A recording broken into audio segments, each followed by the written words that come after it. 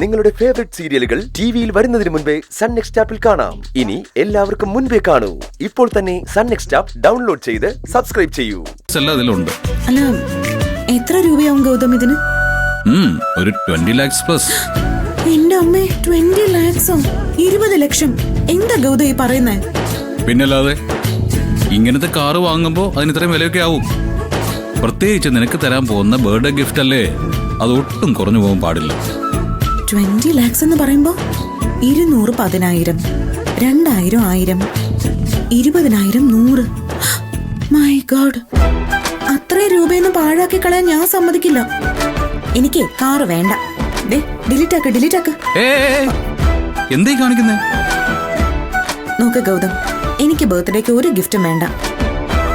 എന്നെ കെട്ടിപ്പിടിച്ച് ഇവിടെ ഈ നെറ്റിയില് ഒരു മുത്തം തന്നാ മാത്രം മതി. അതിന്റെ മുൻപിൽ ഗൗതം ഈ പറഞ്ഞ 20 ലക്ഷവും 20 കോടി ഒന്നുമല്ല. പറഞ്ഞറിയിക്കാൻ പറ്റാത്ത അത്രയും മൂല്യമുണ്ട്. അതെനിക്കറിയാം. അത് നിന്റെ സന്തോഷം, ഇതെന്റെ സന്തോഷം. എന്താ, നമ്മൾ റിസോർട്ടിലേക്ക് പോയപ്പോ കാർ ഓടിപ്പിച്ച് നിന്റെ കൈ തെളിയിപ്പിച്ചത് എന്തിനാണെന്നാ കരുതിയേ? അന്നേ ഈ ഒരു ഐഡിയ എന്റെ മനസ്സിലുണ്ടായിരുന്നു. എല്ലാ കാലവും ഞാൻ ഡ്രൈവ് ചെയ്യുമ്പോ നിനക്ക് കയറി ഇറങ്ങുന്ന സൂഹിക്കാന്നുള്ള ചിന്ത ഇനി വേണ്ട. എനിക്കും ഇല്ലേ ഇങ്ങനെ കൊച്ചു കൊച്ചു ചില ആഗ്രഹങ്ങള്.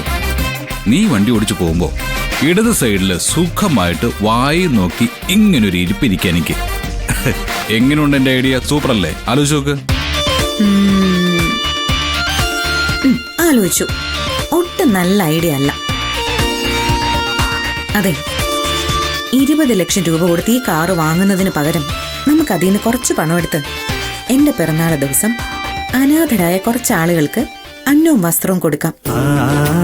പഠിക്കാൻ വഴിയില്ലാത്ത കുട്ടികൾക്ക് പുസ്തകങ്ങൾ വാങ്ങിച്ചു കൊടുക്കാം. എന്നിട്ട് വൈകുന്നേരം ബീച്ചിൽ പോയി എന്റെ ഈ ഗൗതമിന്റെ തോടിൽ ചാരി സന്തോഷത്തോടെ അങ്ങനെ ഇരിക്കണം ഒരുപാട് നേരം. എന്റെ സന്തോഷം അതൊക്കെയാണ് ഗൗതം. എങ്കിൽ ഈ പിറന്നാളിന് നിന്റെ ആ ആഗ്രഹം സാധിച്ചു തന്നേക്കാം. എന്താ പോരെ? ഇനി എതിർത്തൊന്നും പറയണ്ട. ഞാൻ കാറ് ബുക്ക് ചെയ്ത് കഴിഞ്ഞു. ഇനി കളർ കൂടി ഫൈനൽ ചെയ്താൽ മതിയായിരുന്നു.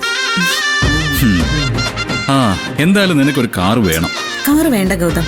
കാറ് വേണം ഗൗതം. വേണ്ട ഗൗതം. വേണം. കാറ് വേണ്ട. കാറ് വേണം.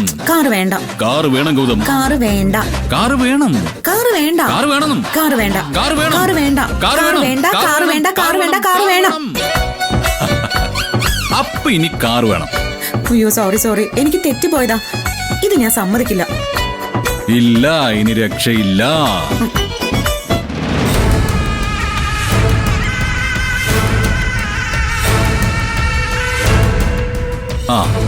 ഇനി വേറെ ഒന്നും പറയണ്ട.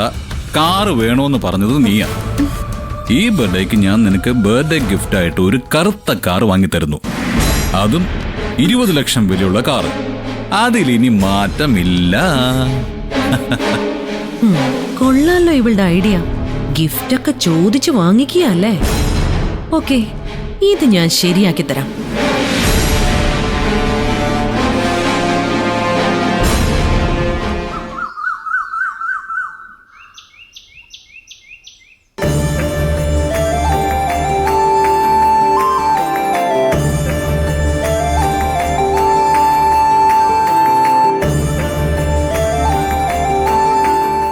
കറുത്ത കാറിനോടുള്ള ഏട്ടത്തിയുടെ കമ്പ ഇതുവരെ മാറിയിട്ടില്ല അല്ലേ? എനിക്കിപ്പോഴും ഓർമ്മയുണ്ട്. ഏട്ടനെ ഏട്ടത്തിയെ കല്യാണം കഴിച്ചോണ്ട് വന്ന സമയത്ത് ഒരു ഡ്രസ്സ് വാങ്ങിയാ പോലും വാങ്ങുന്നതെല്ലാം കറുത്ത നിറമായിരിക്കും. ഏട്ടത്തി, എന്താ ഈ കറുപ്പിനോട് ഇത്ര പ്രിയം? അന്നത് മനഃപൂർവ്വമൊന്നും ആയിരുന്നില്ല വസു. കറുത്ത ഡ്രസ്സൊക്കെ കാണുമ്പോ ഒരിഷ്ടം തോന്നും, അതങ്ങെടുക്കും. പ്രത്യേകിച്ച് കാരണമൊന്നുമില്ല. അത് മാത്രമല്ല, ഇപ്പോഴും ബ്ലാക്കിനോടുള്ള ഇഷ്ടം എടുത്തേക്ക് പോയിട്ടില്ല അല്ലേ? അതുകൊണ്ടാണല്ലോ നിധിയോട് കറുത്ത കാറ് മതിയെന്ന് പറഞ്ഞത്. കറുത്ത നിറത്തിലെ കാറോ? ഞാൻ നിധിയോട് എന്തു പറഞ്ഞു? അയ്യോ, അപ്പൊ കറുത്ത നിറത്തിലെ കാറ് വാങ്ങിക്കാൻ ഏട്ടത്തി അല്ലേ നിധിയോട് പറഞ്ഞത്? ഇപ്പൊ ഇവിടെ കാറ് വാങ്ങിക്കുന്നോ? എന്തിന്?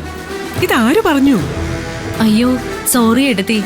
ഞാൻ കരുതി നിധി വന്ന് ഏട്ടത്തിയോടെല്ലാം പറഞ്ഞു കാണുമെന്നും ഏട്ടത്തി ആയിരിക്കും കറുപ്പ് സജസ്റ്റ് ചെയ്തതെന്നും. വെറുതെ പറയണ്ടായിരുന്നു.